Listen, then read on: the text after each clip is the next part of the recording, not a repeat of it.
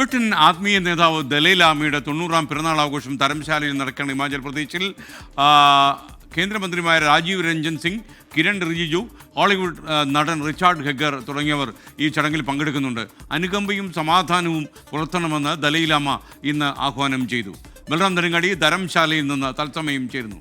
ബൽറാം, വിവരങ്ങൾ കൂടുതലായി.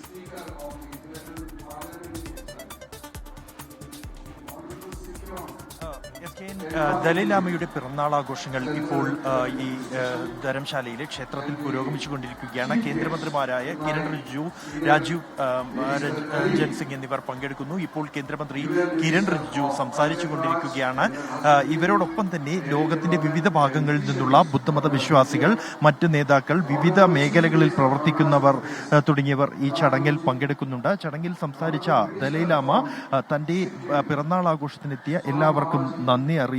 കൂടാതെ എത്രയും കൂടുതൽ പേർ ഇവിടെ എത്തുന്നു അത്രയും ഊർജവും പ്രചോദനവും തനിക്കുണ്ടാകും എന്ന് അദ്ദേഹം പറഞ്ഞു. ഒപ്പം തന്നെ തന്റെ തിരിഞ്ഞു നോക്കുമ്പോൾ തന്റെ ജീവിതം വെറുതെ ആയിട്ടില്ല എന്ന് തന്നെയാണ് തനിക്ക് മനസ്സിലാക്കാൻ കഴിയുന്നത് എന്നും ലോക സമാധാനത്തിന് ഒപ്പം തന്നെ സഹജീവികൾക്ക് വേണ്ടി ജീവിക്കാനുള്ള സന്ദേശമാണ് താൻ ഉൾക്കൊണ്ടത്, അതിനുവേണ്ടിയാണ് താൻ ഇത്രയും കാലം പ്രവർത്തിച്ചത് എന്നുമാണ് അദ്ദേഹം പറഞ്ഞത്. ഇപ്പോൾ കേന്ദ്രമന്ത്രി കിരൺ റിജിജു ഈ ചടങ്ങിൽ സംസാരിക്കുകയാണ്.